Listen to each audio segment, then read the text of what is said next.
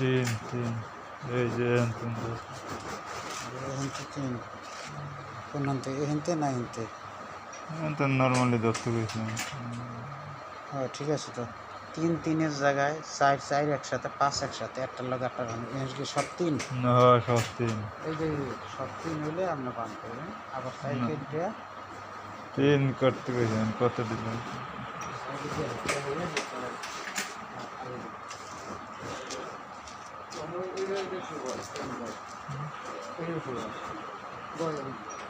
ঠিক আছে বল।